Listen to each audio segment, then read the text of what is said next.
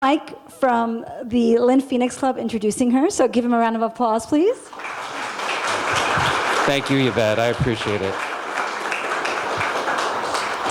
So thanks very much for coming, everyone. I just want to tell each and every one of you how important it is that you're here tonight and part of this important process that we have here in Iowa. I also want to thank Brett Nillis, who's our Lynn County Democrat chair. He was going to do the introductions tonight, but he got called out of town, and so he asked me to do it. I am Mike Wyrick, and I am locally the chair of Amnesty International, the Corridor Conservation Coalition, the Sierra Club, and the Lynn Phoenix Club. And thank you. And I have a job, too. Yeah. So that last one, Lynn Phoenix Club, is why I'm up here tonight. For those of you that don't know, Lynn Phoenix Club is a fundraising organization. Technically, we're a PAC, and we host events like this throughout the year. We encourage people to become members, and that helps us raise money. Then in the summer of even-numbered years, we donate all that money to help elect Democrats in Lynn County. That's our sole mission. This is important this year because we not only need to win back the presidency and the National House and Senate, we also need very desperately to win back either the Iowa House, the Iowa Senate, or both, and begin to restore some sanity to our state as well as our country.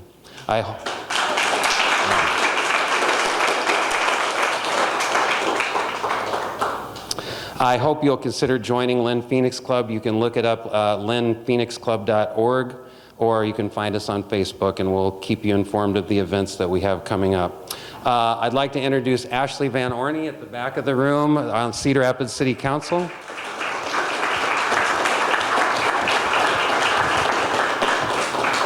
And she's the only politician I saw. Are there any other electeds in the audience tonight? Okay.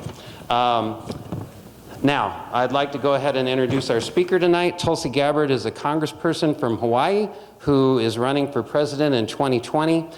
First elected in 2012 to the House, she became the first Samoan American and the first Hindu member of Congress. Before all this, yeah, right? Yeah.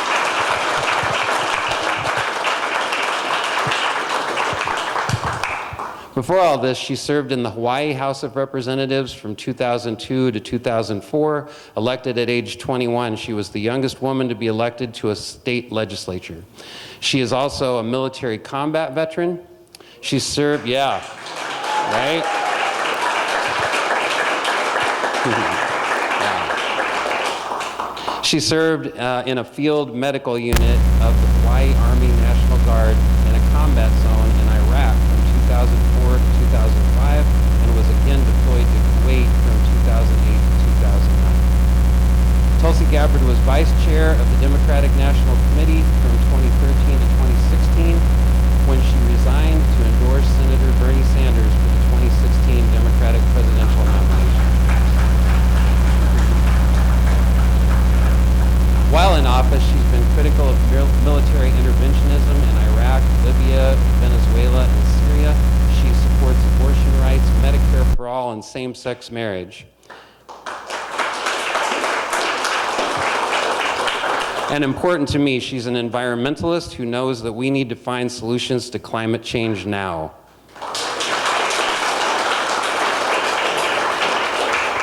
Recently, Representative Gabbard has expressed concerns about nuclear proliferation and how America is handling these issues on the world stage.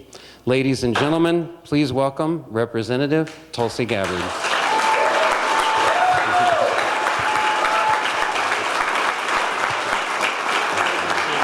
Thank you. Thank you so much. Aloha. Nice to see you. Thank you. Heartfelt thanks to Mike Wyrick for being here, for your kind introduction, helping to get the word out about our town hall tonight, and thank you, Mike, for your leadership here in Lynn County. Thank you, Ashley, for your leadership and service and taking the time to join us here. I was telling Ashley just before coming in, I served on the city council in Honolulu before I ran for Congress, and have a very unique appreciation for the work that's done by city councils, the work that's done, that if you don't do your job, people know right away. You hear about it right away. But on the flip side of that, it's an incredible opportunity to be able to actually get things done very quickly. Things filling potholes, sewers, water, trash, all of the really important things in our lives every day. So thanks for your service there. And thanks to all of you. Thanks to all of you for being here. I want to say thanks to Curtis, who is the owner of this fine business. He's downstairs right now, but there he is. Oh, there you are. Thanks, Curtis. Thank you. You've got a beautiful shop, and just really appreciate your opening your doors to us to be able to gather here tonight. There are so many different important issues that I look forward to discussing here tonight. Mike mentioned a number of them, and just broadly the positions that I hold, but I look forward to having this conversation. But one of the things that I'm being asked more and more about is, how do we get past the deep divides within our country? That for a lot of us, we've never seen our country so divided. You know, whether it's the hyper-partisanship, racism, bigotry, hatred, these divisions and wedges that are being driven between us, pushing people into their camps or whatever, and pitting one group against the other. And it breaks my heart, because this is not who we are, and this is not representative of how we must come together in order to solve many of the challenges that we face. Not just the challenges that face Democrats, not just the challenges that face Republicans, but the challenges that face us as Americans. The other day I went back and reread Abraham Lincoln's Gettysburg Address, because there's a term that's in there that many of us know and remember, a government of, by, and for the people, and how that's the key for us to be able to make sure that people's voices are heard, represented, and the needs are served. But I just read that short speech that he gave from the beginning, where he talked about a new nation being born free, with equality for all people, and recognizing the great sacrifice of those who paid the ultimate price, who laid their lives down on that battlefield. And he spoke of how we could all best honor their great sacrifice, how we could all best honor that sacrifice by making sure we have a government of the people, by the people, and for the people.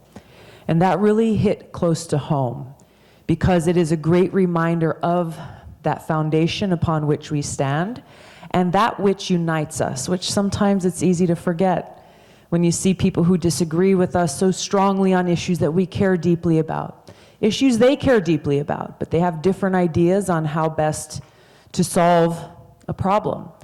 And so this is where I know our path forward lies, in standing firmly on that ground of respect and unity as Americans, respecting the diversity that I think makes our country great. It's a very diverse fabric woven throughout our country, people from different parts of the country, people from different parts of the world who've come here with their own stories, background, experience, ideas, ideologies. That this is who we are as Americans, and that when we remember this, when we are inspired by this message that Abraham Lincoln delivered to us, then we can actually begin the dialogue that's necessary to solve problems. This question about how do we overcome the divides is unfortunately one that too many people think is impossible. It's impossible for us to come together again. But I refuse to accept that. I refuse to accept that, because accepting that would mean we just throw in the towel and go home. And we only hang out with people who are quote unquote like us, however you define that. But that undermines who we are as a country. And divided, we fall. Bringing about this government of, by, and for the people is at the heart of what we must do, and it's the heart of this movement that we are building in our campaign, because we are recognizing the root cause of so many of these challenges that we face. So many of the challenges we face are there and exist and are causing harm to people because we have a government of, by, and for the very few, the very rich, and the very powerful. Now, those aren't just empty words that are thrown out. This is not saying, well, this is the poor versus the rich. No, this is just a fact. This is a fact because a government of, by, and for the rich and powerful influences our healthcare policy in a way that benefits them to the detriment of the people. Where even as we have made some progress, baby steps forward towards providing better quality care to more people in this country, we are still in a place where tens of millions of people cannot get health insurance, they can't afford it, or they're covered, but they're so underinsured that if they ever actually needed it, they wouldn't be able to afford it at all. How is that possible? Because we have big insurance and big pharma that have had such a heavy influence over the writing of these policies, that they're the ones who are making huge profits while people are literally struggling, fearful that this one visit to the ER because your kid broke their arm at school will break the bank, will put you out in the street because they're struggling, living paycheck to paycheck. It is this big influence and these lobbyists who initially, when the Affordable Care Act was drafted and proposed in Congress, it lifted the ban that disallowed Medicare from negotiating lower drug prices with prescription drug companies, which is what we needed. That's the change we needed. But that's not what was in the final bill that was passed. Now they say, well, this was a necessary compromise in order to pass it. Well, that bill passed with 100% Democrats voting for it and 0 Republicans. So where was the compromise? The compromise was with the lobbyists who had influence over politicians representing big pharmaceutical companies rather than looking out for the interests of the people who are dependent on Medicare to be able to afford those prescription drug prices. Now, this is not a small thing because if you look at our economic system, both here in the United States and around the world, the United States government is the #1 purchaser, the #1 customer of prescription drugs around the world. The #1 purchaser. We spend more money on prescription drugs than any other country in the world. That puts us in a position of strength. If you're looking at a negotiating table, I'm your #1 customer. That means I have leverage. That means I can advocate for my shareholders, which the United States government, that's us, that's all of us. Unfortunately, that's not what we have. So we see the consequence of a government of, by, and for the rich and powerful. We see this impact in our criminal justice system, deeply broken criminal justice system. We see this in the failed war on drugs. See, one of the biggest opponents over the years towards ending the federal marijuana prohibition has been the prescription drug companies, because they see how in states, I think we're up to 33 states now in the country who have legalized some form of medicinal or recreational marijuana. I've seen a direct correlation in a reduction of opioid addiction and opioid-related deaths. That means less money going into the hands of Purdue Pharma because people have other options. We see a government of, by, and for the rich and powerful directly impacting policymakers. This leads to, how do we get rid of that influence? Yes, it's by electing leaders who refuse to take PAC contributions, who refuse to take lobbyist money. That's a huge first step, and that can be done right away. We've already seen in the 2018 elections, there were more people running for Congress. I think at one point it was 40 or 50 people running for Congress who made that promise and held to it, made that commitment, and a number of them got elected. No PAC or lobbyist contributions. Number 2, closing the revolving door within our US government that allows people who are in positions of leadership, whether they are elected officials or they are senior staffers in the government, to work in a body that provides oversight or regulates an industry, or writes contracts for someone in that industry, whether it's defense, healthcare, go down the list, and then walk out of that job and get a big payout from either that contract or someone in the industry. This is legislation that I'm working on right now in Congress to close this revolving door, to make it so members of Congress are not allowed to become lobbyists, We've seen too often how, and I saw this shortly after I got elected, there was a woman who was in a very senior ranking position on the Energy and Commerce Committee, which covers a whole, a vast spectrum of issues. And she had been in Congress for over 10, 15 years, long time. She left that job and immediately got a job with someone in the energy sector making $1.3 million a year. How does that happen? Right, it's self-serving. It's self-serving. You see on Wall Street. You see on Wall Street. Our big banks are bigger now than they were when they were supposedly too big to fail back then.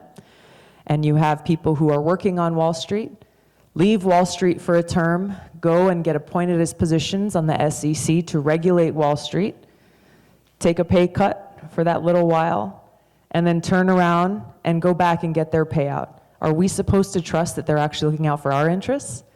No, they're not. That's why, one of the reasons why we're in the position that we're in. Military-industrial complex, same thing. We see example after example how people who are in a position where they're writing those contracts, multi-billion-dollar contracts of taxpayer dollars, leave that job, go and work for the contractor who won that bid. The list goes on and on. There are so many different examples that we can cite in almost every part of our government, which gets to the heart of where we need to make that change. The obstacles seem too great sometimes.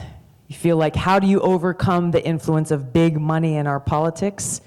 We can't forget the power within our own voices, because that is the only way that we make this change. Yes. That is the only way. And we see this with, victories that happen maybe at the local level in government. We've seen this at the national level. I've seen how there have been examples where we've had a bill that was coming up for a vote, let's say the next day. There was an issue around civil liberties and privacy on the internet, and it looked like that bill was going to pass without a problem. All of a sudden, people found out about it. Twitter lit up, Facebook lit up, phones started ringing, emails started piling into our mailboxes, and that bill that was supposed to pass with a rubber stamp completely flipped and failed. We can't underestimate the power of our own voices as issues come up, whether we're advocating for them or opposing them, and of course at the ballot box, making decisions about who we are choosing as our leaders. Are they going to be leaders who will truly be for the people? Or are they those who will go into Washington and then fall into the same traps in the black hole that's existed there for far too long, this black hole of legal corruption? There is an issue that is central to our ability to be able to put the resources that we need towards protecting our environment, addressing climate change, towards making sure that we have Medicare for all, that every person is able to get the quality care that they need, resources that we need to put towards investment in our infrastructure, to strengthening our agriculture industries, resources that we need to put forward to strengthen our education system, make sure that we are paying our teachers what they deserve, that our kids have the tools that they need to be successful. There are so many things that are lacking. And there's an issue that is central to our ability to address that, and that issue is the cost of war. The cost of war. Now this seems like, well, that's foreign policy, right? That's this one little issue that's sitting over here by itself, but we have a whole lineup of other issues that we've got to address that really affect us and our families and our kids every day right here at home. But every time your local city council member, your state representative, your member of Congress tells you, you know what, there's not enough money to make sure that we've got clean water coming out of our faucets. There's not enough money to make sure that we have quality health care for all, whether you have a little money or a lot of money. There's just not enough money to make sure that our kids have the tools they need to get the best education possible. But they're not taking into consideration the reality that since 9/11 alone, this 18th anniversary that we just observed, we as taxpayers have spent over $6 trillion. That's how your eyes get big. $6 trillion. What did we spend it on? On things that made our country more safe? No. No. Over $6 trillion have gone to pay for wasteful, counterproductive regime change wars to topple authoritarian dictators in other countries that had nothing to do with the attack on 9/11, and to continue the nation building that has followed, that continues in countries like Afghanistan and Iraq. In Afghanistan, we are spending $4 billion every month right now. $4 billion every month. We've spent over $1 trillion total in that country. Are we more safe now than we were on 9/11? No. It is because of these failed policies that Al-Qaeda itself, what to speak of all the other affiliated and offshoot terrorist groups that have grown since then, Al-Qaeda itself is stronger now than they were on 9/11. This is the reality. So what has that money gone towards? How has it served the interests of the American people? How has it strengthened our country? It has not. It has not. And this is what needs to change. This is where we need to change our priorities as a country and to have leaders who have the courage to stand up to the military-industrial complex and those who profit from this cost of war. As president, I will end these wasteful regime change wars.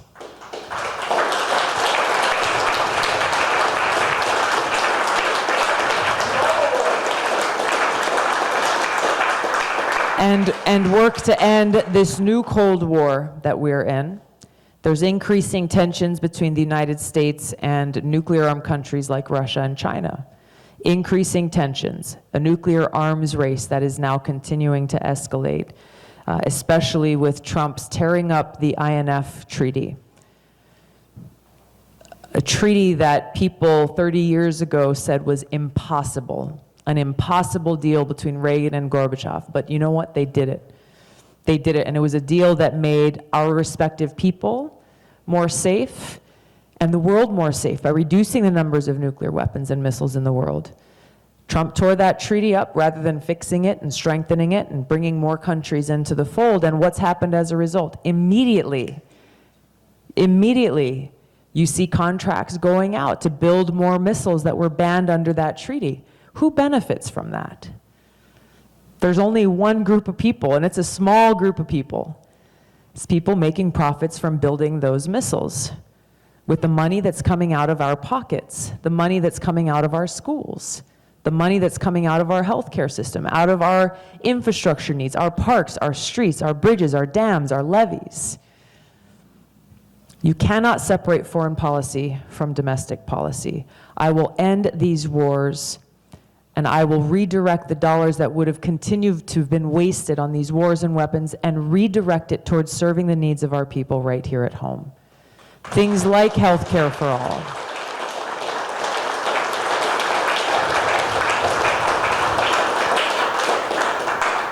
Addressing climate change, protecting our environment, strengthening education, things that we've just talked about. This is where our dollars and our resources should be going. Now, this does not mean I'm advocating to be an isolationist, that we just turn our back on the world and we hover in and look inward, not at all. And it's sad, I found that I get asked more often in Washington than anywhere else. That's what people say. Well, you're against regime change wars. That means you're an isolationist. It's sad because it's very revealing about the culture that we're living in, especially in Washington, where people think the only way you can relate to other countries is by bombing them or instituting crippling sanctions. How about we stop being the world's police and that we lead in being a force for good in the world? That we approach other countries, treating them with respect rather than bullying them with the force of the strongest military in the world. Dealing with other countries like China, for example. I know there's a trade and tariff war going on right now that's having an especially hard impact on Iowa farmers, on the agriculture industry, on manufacturers, on small business owners. people who need certainty to look forward and plan. You know, what are you going to plant in next year's crops? Who are you going to sell them to? For a small business owner, doing business, getting products from China, what do I plan for? Am I going to have to, you know, rack up my prices? What am I going to do? Providing all this uncertainty. Instead of escalating a trade war, as Trump is doing so irresponsibly and impulsively and emotionally, wreaking the kind of havoc that we are seeing, and putting us in a dangerous place, because if you've got an economic war, that can very quickly escalate into a cold war, that escalates into a hot war, and you're talking about a nuclear-armed country with China. Plus, it closes the door for us to be able to work with China on other areas where we have shared interest. So the kind of leadership that I would bring as president and commander-in-chief is one that has a foreign policy based on cooperation rather than conflict. So we can work with countries like China. Yes, have those tough negotiations to work out the issues related to IP theft, the trade imbalance that exists. Provide that certainty and that strategic path going forward. Also allowing for and creating that space to work with China on things like climate change. It's something they're concerned about, it's something we're concerned about, recognizing that even when we do all that we need to do here in this country, it doesn't even come close. It doesn't even come close to being enough to stop the kinds of changes we are seeing in our climate from continuing to escalate, from continuing to pose the kinds of threats and problems that we're seeing. Foreign policy cannot be separated from our domestic policy. One last example I'll give on this before we open it up to questions relates to immigration. Too often, policymakers in the news, they're so reactive to the crisis at the border, and there is a crisis. There's a humanitarian crisis at the border. But why are all of these people putting their own lives at risk to walk thousands of miles to seek refuge here in our country? We have to go back to the root cause of these problems. And we don't have to go back very far when we look at Central America and South America. You know, it was only back in 2009 where we see how US policy has been to intervene in these countries, to try to pick and choose who the leader should be, remove this one and put that one in place, creating instability, creating hardship for people there. And it's had a detrimental impact on their ability to have a safe, stable, secure country to live in. Our foreign policy cannot be separated from our domestic policy. There is more good that we can do to actually help these people remain in their homes with their families and in their countries, while also making sure that we reform our immigration system, that we dedicate resources to the border to help those who are seeking asylum, and reforming our legal immigration system that's not working for anyone. We get to solving these problems by recognizing the root cause and coming together around our shared interests for a strong, bright, peace, and prosperous future for every single one of us, leaving no one behind. Thank you so much. Thank you.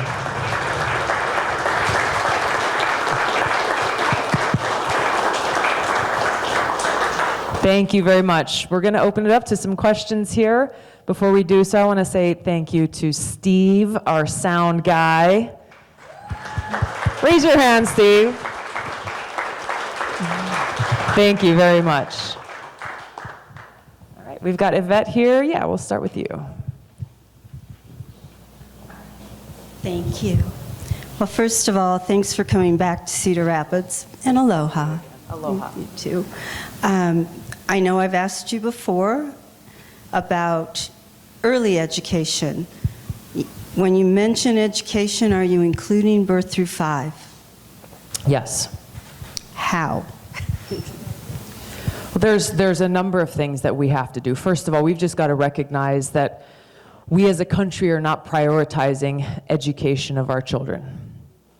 You know, we talk about it, investing in our kids are our future, but when you look at the resources are not matching the rhetoric. That's the problem here. And so whether you're talking about, you know, universal pre-K, You're talking about making it so that you have, are opening and increasing that access for people to be able to get that best child care and education for their kids. Those are the kinds of investments that we need to make.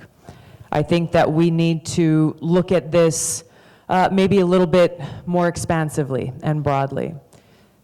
For example, you have, let's say, a two-parent household, and you have one parent, whether it's the mom or the dad or whoever, who wants to be able to stay home longer than maybe the 6 or 8 weeks that they have for maternity or paternity leave.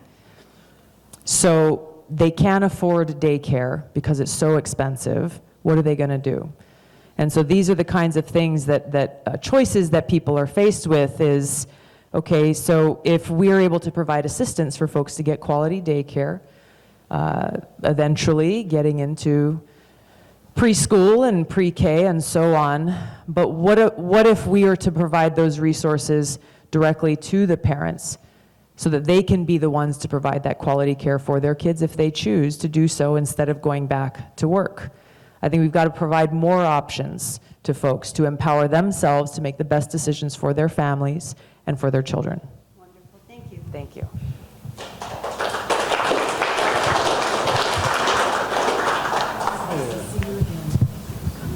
Thank you. My question has to do with the withdrawal from Afghanistan, because I feel like we're in a period like in the early 70s in Vietnam where the writing was on the wall, but we didn't leave because the military still thought somehow they could win. So we know better this time around. So how do we get out? We should know better. We should know better.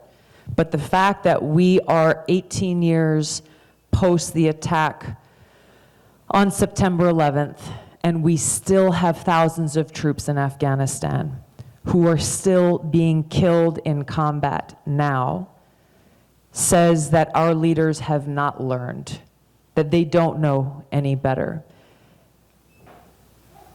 Very often, if you ask military leaders and civilian leaders, whether it's in the DOD or the State Department, they say, well, it's important that we stay there until we win. What does winning mean? How do you define that? What is the objective? You know, for me as a soldier, this is something that's drilled into me from the very first day that I showed up at basic training. You have to know that you have a clear objective before you embark on a mission, and that it is an achievable objective. The objective can't just be, well, we're going to go into Afghanistan and we're going to stay there until all corruption is rooted out of their government, the Taliban has been completely wiped off the face of the earth, and there is a safe, secure place for the Afghan people. Those are definitely goals for the future of Afghanistan, but only the people of Afghanistan can make that future a reality. What can we as the United States do? We can't accomplish any of those things. Our troops should have come home long ago. Now, I've said many times, as president, I would bring our troops home immediately, not wait until the second, third, or fourth year. I would bring them home immediately.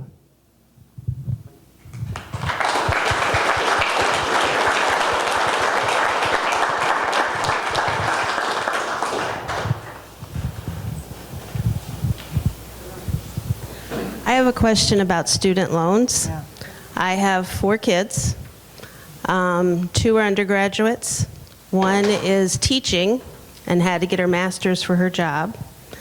A third is going back for a master's for a job she would like to do. One of the undergraduates is being told to be a guidance counselor. He needs a master's. They all want to give back. They're all being told they need masters. What is your policy with the student loans? I can tell you the 2 oldest are in debt. Yeah, absolutely. Gosh, this is a deep-seated problem that, you know, I go back and look through history of how we got to this place where we have our young people being told that they can't get the job that they want or work in the career path that they desire or just get a good-paying job unless they have a master's degree, unless they put themselves $10,000, $20,000, $30,000 more in debt, hundreds of thousands of dollars more in debt. When we look back, way back, getting a bachelor's degree was more of, maybe it was something that rich people sent their kids to because it was a status symbol. And most working folks, they went and they got the skills they needed, whether it's through vocational training or a very skill-specific training set, so that they got the skills they needed and then they went to work in whatever field it was. We've gotten to a culture now where it continues to be a status thing that society has set up for people, even though we've seen now for years that people who are graduating with an incredible amount of debt, with 1 degree or 2 or more, are still finding it very difficult, if not impossible, to get a job in their field and a job that they can afford to live with, a job that pays them really a living wage. So I think there's a number of things that we've got to address here. We've got to have a debt forgiveness plan, especially for those who are choosing paths of public service. And there are so many different ways, whether you're talking about healthcare or teachers or counselors. I mean, there's so many different needs that we need filled within our community, that these aren't big Wall Street, big money jobs. These are public service jobs. We've got to look at having a level of accountability for these higher education institutions, so that whether you as a parent or a student, before making their decision about the kind of debt they're taking on, that they'll be able to look and see, okay, if I go to this school, their graduates have a 95% rate of employment in their field of choice. I would want to know that before investing my life savings and then some into that institution. If you go to a school, they've got a 10% employment rate. Well, yeah, maybe something's going on there that they need to figure out before I give them all my money. I think we've got to look at the opportunity that exists to, as a country, invest more in apprenticeships, in vocational training, in our community colleges, to make it accessible for those who are saying, yeah, you know what, a bachelor's degree just isn't for me. I just want to get right into it, get these very specific skills and get to work. We as a society can't turn down our nose at that and say, well, you know what, you'll never amount to anything because you don't have all these letters after your name. That's ridiculous. It's absolutely ridiculous, and it disrespects the people of our country who do the hard work that we all need, that we all depend on. And lastly, there's unexplored potential when it comes to how we can best maximize all that technology offers in being able to deliver that education at a much lower cost.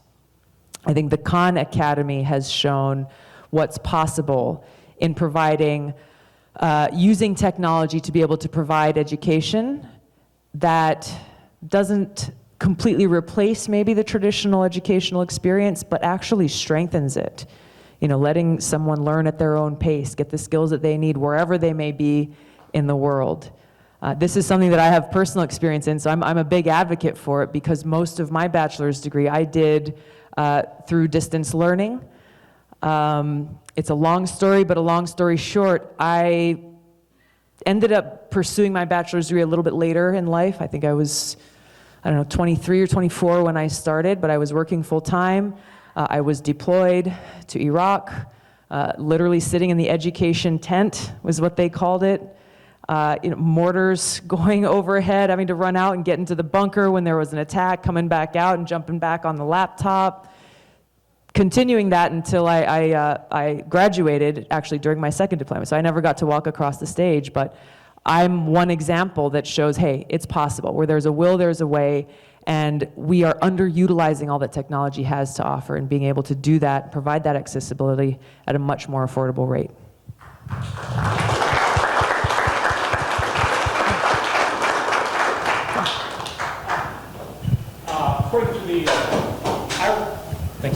According to the Iowa CCI Action Candidate Survey, you have come out in support of price floor programs. Yeah. And thank you for doing that. It's really the biggest thing, the main thing farmers need. If you look at, in green here, the price floors that have that were put in by the Democratic New Deal and then lowered down, and eliminated over the years. And really, this is a trade war that's bigger than the Trump trade war. The Trump trade war is small potatoes compared to the long, more than 60 years of lowering the price floor. have you put that into a bigger, kind of like a farm plan or anything like that? We're working on that. Okay. We're working on that. We'll be releasing that over the course of the campaign, doing all of our research and getting input from people who have a strong background in this. Yeah, so I'd appreciate getting a look at those statistics that you're providing. I think just more broadly, I'll comment on where I think the twisted priorities have occurred that have resulted in the thing that you're pointing out, which once again leads back to a government of, by, and for the rich and powerful. I've been through 2 farm bills now in Congress. I've been there for almost 7 years. And time after time, we see, again, the influence of these huge multinational agriculture corporations. They don't care about the quality of our soil. They don't care about the well-being of our farmers, how many family farms are passed down generation to generation to generation. We're at a point now where I've heard from a lot of folks, they're questioning whether or not they can continue. So much of our tax subsidies goes towards those multinational corporations. So again, we look at where our priorities are and where they should be, and who has the power in setting those prices, and who gets hurt, who benefits the most and who gets hurt the most. And it is our local farmers. Farming is a huge issue for us in Hawaii. As you can imagine, an island state, we're the most remote island chain in the nation. And so food security is a huge issue, because if planes aren't bringing the food in and boats aren't bringing the food in, we've got something like a 2-week food supply in our state. And that's it. And that's it. So something that we're looking at in investing more both locally in Hawaii, but also this is legislation I've worked on and gotten included in some of these bills in Congress, is just that, in empowering and incentivizing and supporting local farmers, people who are growing sustainably and growing food that best helps support their communities. And this price floor does help those local farmers as well as organic farmers, and you don't need any subsidies if you have an adequate price floor. Exactly. At all. Right. Thank you. Yes, go ahead. Hey, I'm Jason. I'm with the local Sunrise Movement. As you've seen, being here in Iowa, how climate change has affected Iowa. What I'm curious is, how has climate change affected Hawaii? Thank you for asking. This is something back from when I was on the city council that I really started to learn a lot more, because I was a member of the Honolulu City Council, which covers the entire island of Oahu, close to 1 million people on that island. So my district had about 100,000 constituents. And one of the first briefings that we got was from climatologists and leaders in the hotel industry. Why? Because they're looking at, tourism is the #1 driver of our economy, and they're looking at which of the hotels are going to be underwater and in what period of time. Not a question of if, but literally, here are the investments we're making in infrastructure, public infrastructure. Here's where the private investments are going. How long are they going to last? We have a major transit system that's being built right now. It's extremely controversial, as transit systems often are. It is over budget and behind schedule. But one of the issues that is a valid question that people are raising is the current path of this rail system. It's a 22-mile rail system, is going to be underwater within the next, couple of decades. And then what? And then what? We're still going to be paying the bill for this thing when it's underwater and not usable. We have seen last year a number of hurricanes, serious flooding, displaced people, mudslides that shut off an entire community. The only way you could get there was with a boat going around the island. There's a number of different impacts that we're seeing there that are not just unique to Hawaii. We're seeing far more fires this year than there has been that I can ever remember, things that we're seeing happening in many different parts of the country. I think the really unfortunate things as these climate conversations are happening in different parts of the country is they're too often becoming a flashpoint, a divisive point. that you either believe in climate change, that it's real and it's happening, and understanding why, and therefore what we must do to change, or you're a climate denier and you've closed your eyes to what's happening in the world and you don't believe anything. But when you take away those flashpoint terms and you just break it down to these very real impacts that are happening, not just in blue states, but in red states, not just in blue communities, but red communities, that these are things that are impacting people everywhere, and break it down to what's real. Having a safe place where kids can grow up, and their kids will have a future. You know, making sure that we have clean water to drink, clean air to breathe.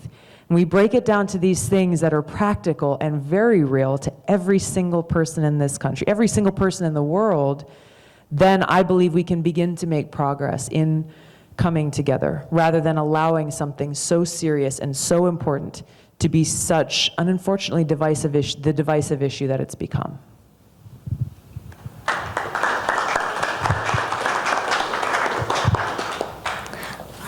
What's your name? I'm Grace. What's your opinion on blue zone schools? Good question. Nice job, Grace. Thank you. I think if we're talking about blue zone with regards to diet and nutrition, blue zone, the Blue Zone Project, I am a big fan of. This is something that we've seen has had a very positive impact in my home communities in Hawaii, and really understanding the impact of our diet and what we put in our body on our overall health and well-being, and on our planet. This is something that I've seen has helped to, it's helped to save lives. You know, diabetes is the #1 health issue that people in my home state of Hawaii face. You may know, is it the same here? Is diabetes a...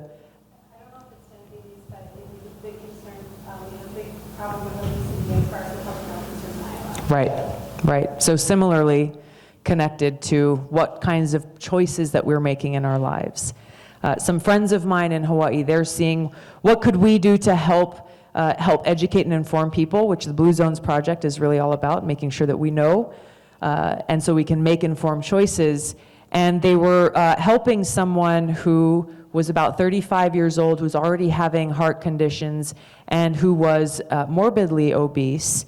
And they own a small cafe. Said, we're gonna give you 2 healthy meals every day for 3 months. And under the supervision of a doctor, they started to see how this was really directly impacting him. And he said, oh wow, this is really good food, it's delicious. And they said, try to eat salad once a day. Try to eat salad once a day. And he said, oh, easy. I already do that. And they said, oh, really? That's great. He's like, yeah, I eat macaroni salad every day. See, you're laughing. You even know better. But he wasn't joking. That's the thing. He wasn't joking. You know, the family he grew up in, the culture he grew up in, that was just the norm. Every day you get a scoop of macaroni salad with your meal, with your fried meal that consists of Spam and rice. But for him, that was a big moment where he was able to learn, like, wow, salad actually consists of things that are like grown from the earth. They're fresh and actually really good for you. So I'm glad you asked that question, because I think we need more programs like that can better help our people. Do you agree, Grace? Do you agree? You're in between? I want to know what you think. Well, our school is pretty healthy meals, but from where the Blue Zone Project was going, it kind of was, I've heard that it was kind of thinking to abolish salt altogether, but you need salt in your diet to help digest water. But the Blue Zone Project was kind of taking it a little too far in schools, but I think it's a good thing in theory, just if you don't take it too far.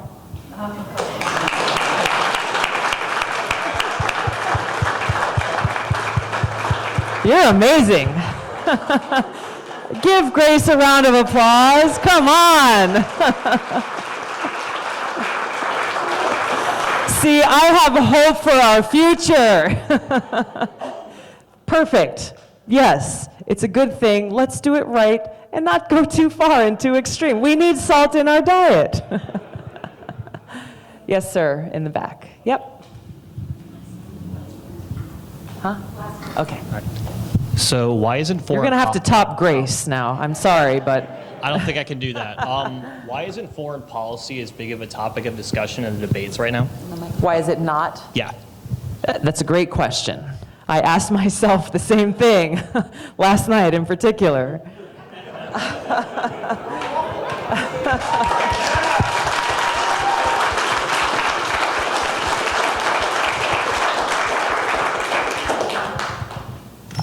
Look, I think the media has a big part to play in this.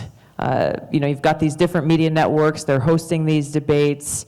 I don't know about you, but it's hard for voters to really walk away. Let me ask you, do you feel like, how many of you watched last night, first of all? All right, about half, maybe half of you. I'm not going to watch it if you're Well, I'm glad to be here with you. Thank you. But do you feel, for those of you who watched, do you feel like you walked away better educated about the depth and understanding on different issues, the nuanced policy differences? Like Grace pointed out, these things matter. You have to make these distinctions. You get 30 seconds or 60 seconds. And unfortunately, when you look at the highlight reels that come out of this, they aren't pointing out serious policy differences. They're pointing out, the gotcha lines or the attack lines or the things that drive ratings higher. And I think there was only, a couple, maybe 3 questions related to foreign policy, and I don't think there were any questions asked relating to veterans, all of which does a disservice to the most important responsibility that the president has, which is to serve as commander-in-chief. I don't have an explanation for it, other than the fact that there is a basic lack of understanding and appreciation for the cost of war, for who pays the price, the human lives, literally, our brothers and sisters in uniform. Our brothers and sisters in uniform, whose lives are sacrificed in service to our country, but whose sacrifice is dishonored by leaders who are sending them on missions unworthy of that great sacrifice. People who don't understand the cost of war, people who don't care enough to recognize how foreign policy is central to everything else that we're talking about. People who are bought into the foreign policy establishment, the military-industrial complex, that are all part of the problem that carries so much influence across both Democrat and Republican administrations, which is why we're in the position that we're in. This morning, as I was working out, you're going to laugh at this, but I was listening to a podcast that had Eisenhower's farewell statement.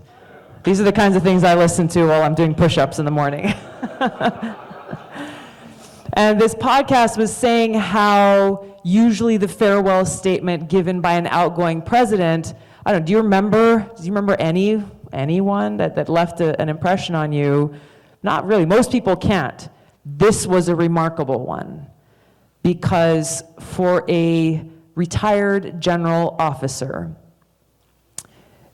leaving his time in the presidency to choose that moment and that platform to tell all of us as Americans to be warned against the power of the military-industrial complex, I think says a lot, both about what he saw back then to be so dangerous and all that has happened since to our country and to our people and to our taxpayer dollars. And I did an interview with Joe Rogan a few months ago. And if those of you who listened to it, we talked about the military-industrial complex. And he's like, you know what, it's like those tinfoil hat people, those crazies who bring up the military-industrial complex. Like, President Dwight D. Eisenhower warned our nation of the military-industrial complex.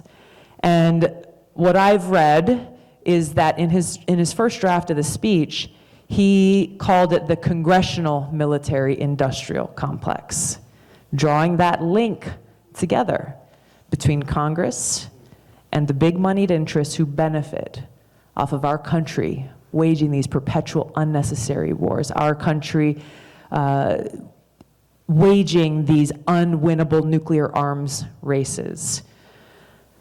This is why I'm in this race. This is why when people say, Tulsi, why don't you just drop out? No, there is so much at stake here.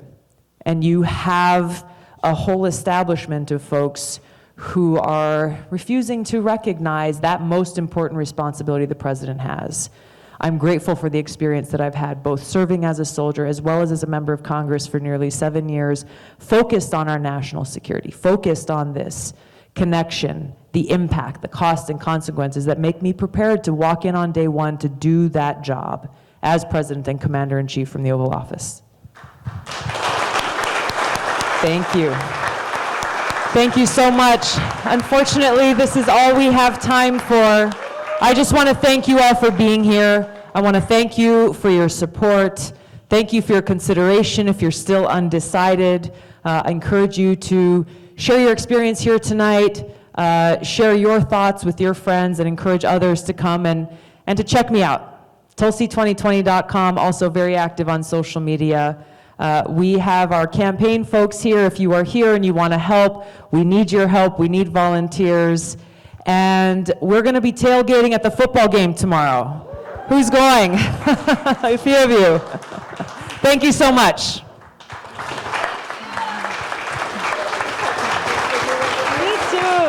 Hold on, everybody. Sorry. I know you're excited and you want to say hi to Tulsi, but we're going to do a press gaggle for a few minutes. And we're going to, if you could please just be seated. And we're going to remove these 2 rows of chairs just to make room for a walkway. So if you're seated in these 2 rows, somebody's going to ask you to move for a few minutes. You could just come up here. That'd be great. Thank you so much.